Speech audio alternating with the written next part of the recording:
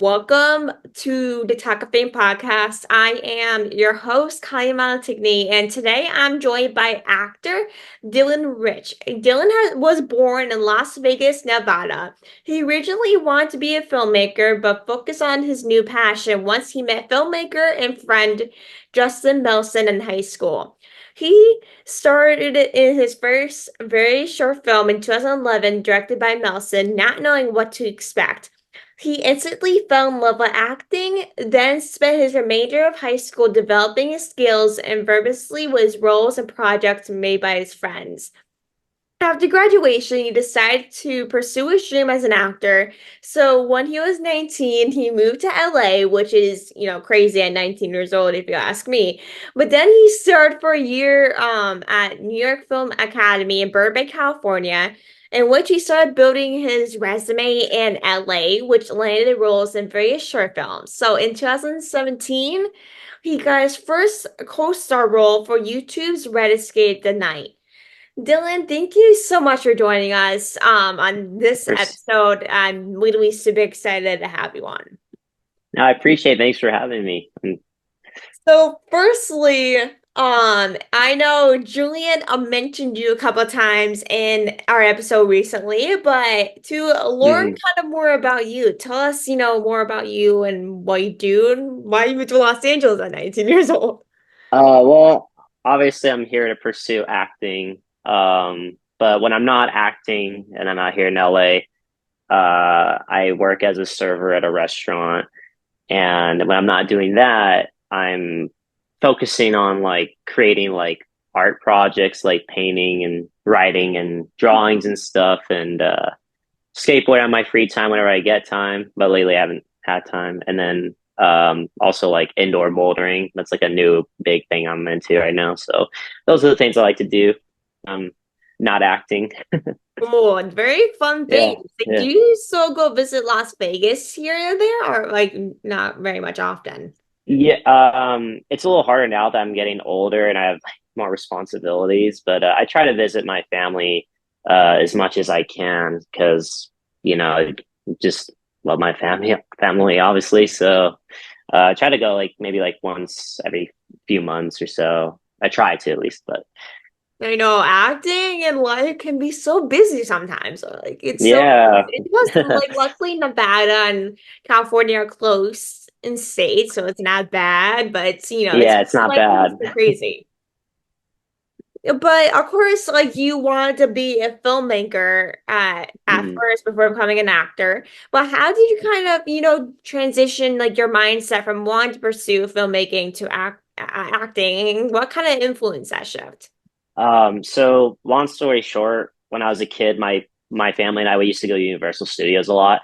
So my favorite ride was like the tour, the tram ride, and I just remember always being fascinated, like what's beyond those gates, what people were working on, and stuff like that. And I just always be fascinated with that, and I just got super into making films. And like I remember playing with my aunt's camera a lot, and then I eventually got my own camera for my birthday, and I was making stop motion figure videos because I didn't really have like a lot of friends to act with at the time until I got a little bit older, and I was doing stuff like that. And then I remember I saw The Dark Knight, and Heath Ledger's performance just blew me away.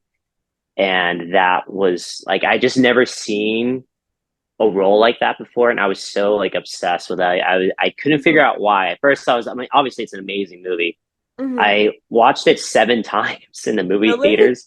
And, oh yeah, I'm a big fan of Christopher Nolan, and also just Heath Ledger was just amazing. And then I realized, oh, that's why I keep going because Heath Ledger's just doing something magical on the screen. Mm-hmm. And I went to high school to go pursue learning to filmmaking stuff because they had like a filmmaking and TV broadcasting Mm-hmm. thing over there. Like, so I went over there and I was going to learn that. And then I had like great teacher, like my one teacher, Mr. Fiddler. He was really cool. But I met one of my close friends from high school, Samuel Rizov. He ended up being really close friends, and I met my other close friend, Justin Melson, that you talked about earlier. which would be crucial because all three of us became really close friends. But Justin was a filmmaker as well, and he was making his first short film. And I remember he put something. This is going to date me so much, but he put something on Facebook, like, and he was like saying, "Oh, I'm casting for my film for the lead," and no one was really saying anything. And I just barely met the guy, and I like messaged him, and was like, "Hey, I'll act in your film." And he was like, "Well, have you ever acted before?" And I'm not going to tell him I've been playing with action figures and filming myself, But I was like, yeah, I've done it. And he's like, "Well, okay, well, can you at least be serious?" I was like, yeah, I could be serious. How And hard then can he's like, that "All right, be? well, yeah." In my mind, I'm like, "Oh my God, I can't screw this up now." And he was like, "Yeah, you got the job." I'm like, "Okay." And then we went out and filmed like this great story. And I just remember one of the scenes I did, it feels weird. I feel like I blacked out and just don't remember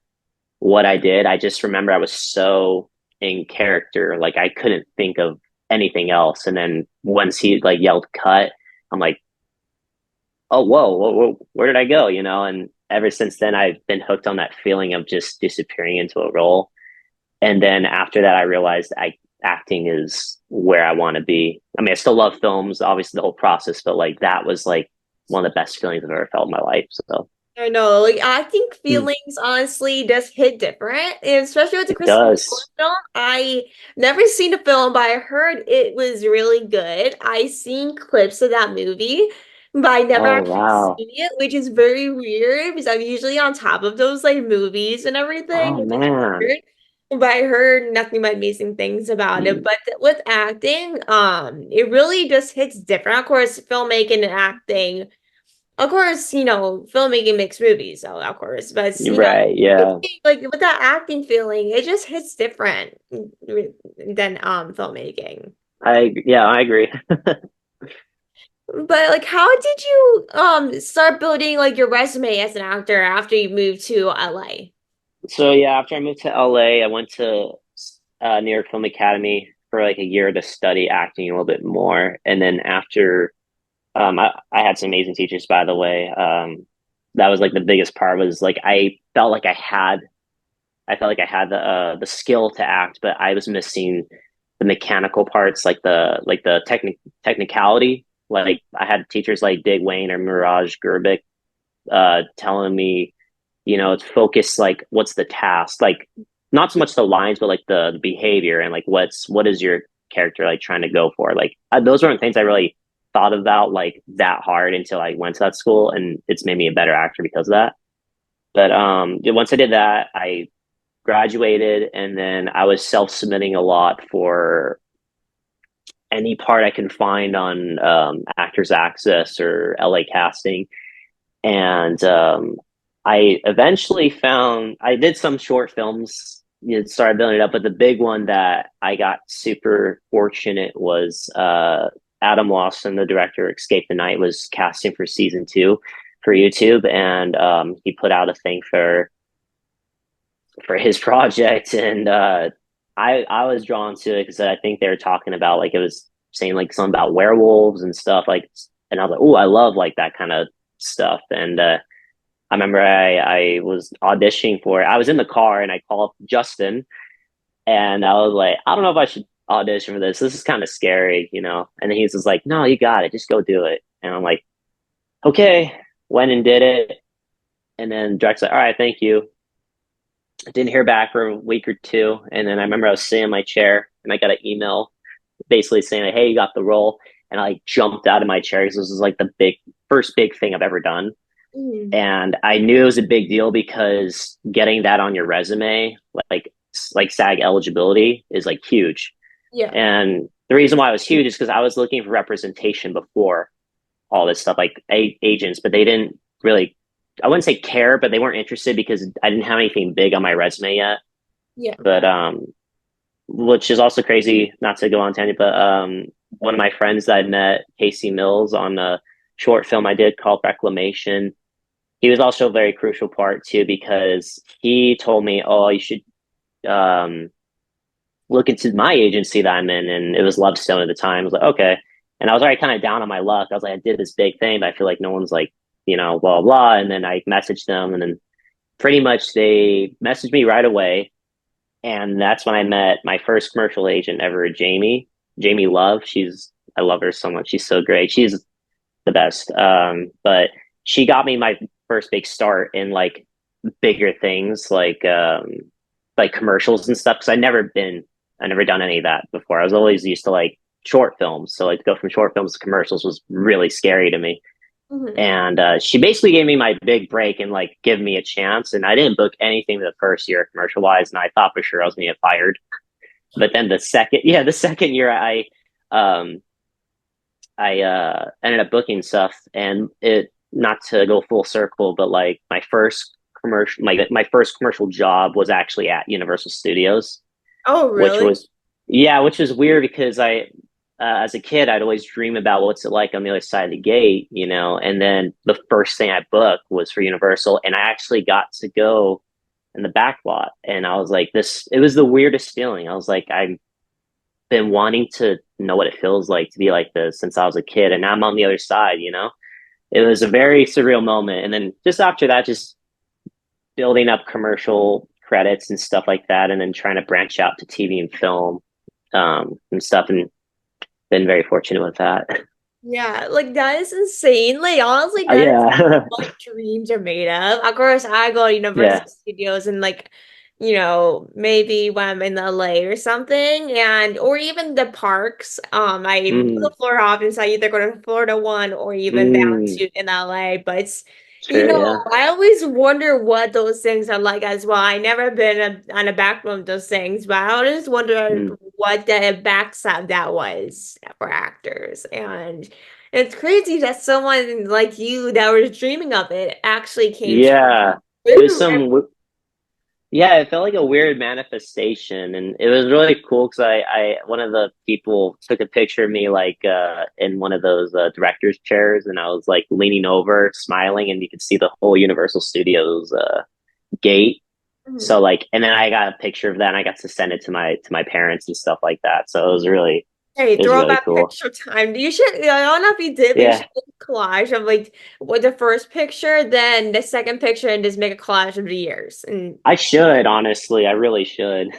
hey, it's not a bad idea. Just like a collage moment to see what you. Yeah, it was crazy. It's still crazy to me. It feels like magic. I know, it's insane. Mm. You recently came out with a new project, of course, with Julian called Real Life Scouts Honor, in which it was an audio drama series. Like, what was That's right. kind of like the most, challenging part about working on an audio drama series compared to a screen acting project? Well, I'm not gonna lie, I was really nervous, like very nervous, because I've only ever been used to commercials at this point and just films.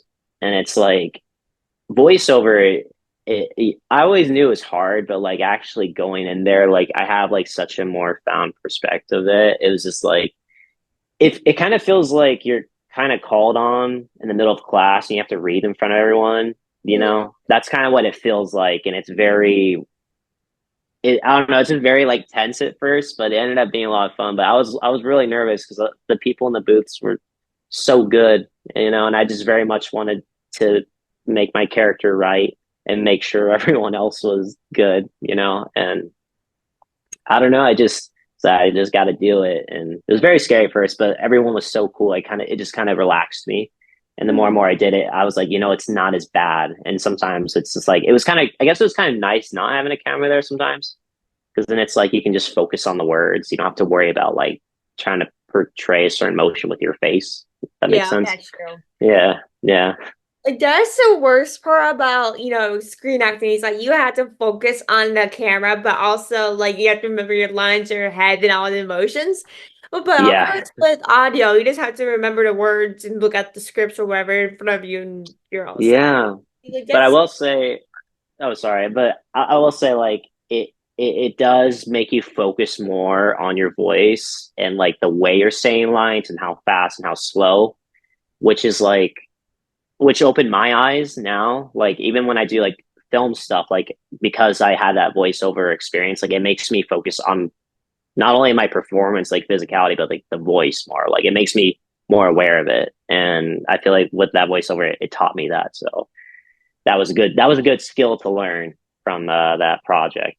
Yeah, and especially with audio, like you literally have like more time to actually realize the way you talk more than screen acting. Because you can just Right. realize Yeah. so many things. And of course, you just talk into a microphone when you're doing an audio, a drama series or something like that. So of course, you literally have more time to actually focus on that rather than something else. Right. Yeah. It was a lot of fun though. A lot of fun. I would I know. definitely It do it was a again. shot during COVID, around COVID times, right? Yeah, and that was kind of scary too, because it's like, I mean, everyone was very safe and wore masks, but there was always that slight fear because we'd have to test every time we went into the studio. And you know, how it's just like you know you're fine, but like when they're testing you and you're like, oh my God, what if I'm positive or whatever? Then it's like Yeah. I'm gonna put this whole production behind. You know what I mean? So like I was very careful and didn't go out the entire time I was doing it because I didn't want to risk the job. Because that's not fair to me or anyone else. But like it was nerve wracking. It was like, oh, like I don't want to screw up this production I know. with all Honestly, this. I felt Yeah, the same. I'd be like, if I test positive, then I'm going to go to lose my mind the whole. yeah, literally, exactly. But if people are not, familiar with Worst God's Honor, what is it about? Right. So basically, the best way, I mean, even Julian mentioned it, it's like how Casey and Elise kind of summed it up. It's kind of like Lord of the Flies meets zombies. Mhm. But like, um, in my, like, for me, I guess it's just about a group of kids that are forced to grow up quickly because there's obviously a zombie outbreak happening. And it's interesting. It's at a time in their life when you're going to camp and you're trying to figure out who you are and you're awkward and like you're just at that weird age and it's like you deal with that and then now you're also dealing with like trying to survive like this unfortunate event. So it's like it's forcing them to grow up in like a fast way, but it's kind of interesting to see how they all react and how they kind of mold into to young adults at this point. So it at first it sounds like it's a kid's show, but like if you actually sit down and listen to it, it does have like so much like adult themes to it, and I think that's what really drew me to it. Yeah, it's like it's not. It sounds like it's just for kids, but it's honestly really both for adults and kids. I Yeah, that's what's cool both about it. episodes of it, and it Mm. really is for really anyone that is going Yeah, six, yeah. which is insane. But it's what do you know what platforms it's on? I know it's on Spotify. I think it's on Spotify. um I think it's on Apple. I don't think it's on YouTube. I'm trying to think if anywhere else. I think the big one was Spotify though. Yeah, I should know this. I'm good. Trust me, I wouldn't know They're either. never gonna work with me again. Don't worry. uh Like I wouldn't know that answer either, so don't yeah, worry about but that part. yeah, I guess like it's mainly like the podcast stuff on Apple or Spotify, or that's about it. Yeah, really the main Yeah, podcast platforms out there. But yeah. of course, to wrap everything up, like do you have like any like upcoming projects or anything coming out soon? So the most recent thing, well, there's two things. The first thing I did recently, which was like last yearish, my friend Justin again. I we both wrote a short horror film, and we went out.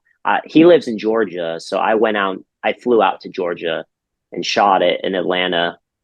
Um, so we worked on that. It was just like a 10, 11 minute short film, but we originally worked on a feature film that we still are. But we wanted to shorten it into another small little side story that's different from our feature film. But like, so we worked on that, and now it's in the festival circuits. I think it's won like one or two awards so far. But eventually, when it's done running the festival circuit, we do want to put online and see what people think about it because you never know when you put it online versus like film festivals, you never know where it goes. So Yeah, we're hoping, so it's like of course audience reactions are yeah, different than festival circuit. and yeah, and it was cool because this was like the first thing. Like I actually got to produce too, so like I feel like $1,000 worth of my own money into it, which sounds crazy, but it's not a lot of money now. But like for me, Yeah, I'm if like, you think it's about like yeah, but we all put in some money to it, and we got the best cast and crew, so it actually looks really really good. So yeah, you'll see when it comes out. I'll let yeah, you know. hopefully But soon. Fingers crossed we yeah, can catch you somewhere at the film um, expo or something. Who knows? yeah. So that was the first thing. The other thing, I just wrapped up a short film, maybe 4 months ago. I can't remember. It's been a bit now, but I shot another short film for one of my friends. His name's Sam Wines. He basically just wrote like a really short film, it's like a really intimate scene between a grandpa and a kid with a teenager with you could just feel like tension between them. So it wrapped up on that, and it was very awesome. More cool people I got to meet. So I'm waiting for that one to come out soon. And I think he's actually writing.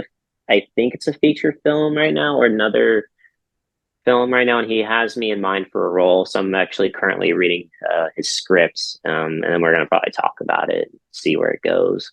Ooh, crazy. Yeah, Hey, more yeah, money in yeah, the books. More money in the books. yeah, Yeah, no, LA is a very expensive place, so of course you gotta afford yeah. No, just to it get more things is for resume, of course. So you gotta keep getting up. right. Yeah. But of course, thank you everyone for listening. Make sure to go check out the audio series on Apple Podcasts and Spotify. I think who knows if there's on more, we have to check out that one. But we'll see. But thank you everyone for listening. I hope everyone enjoyed this episode, and thank you so much for coming on and joining us No, and talking about the amazing work you're doing. I appreciate it. Thanks for having me. It felt this is a lot of fun. I hope we can do it again sometime. Yeah, for sure. You're always Yeah, welcome to come on. So you're I always more than welcome appreciate to that. join. So thank you so much for coming on. I hope you Of enjoy the rest course. of your day. I appreciate it. You too.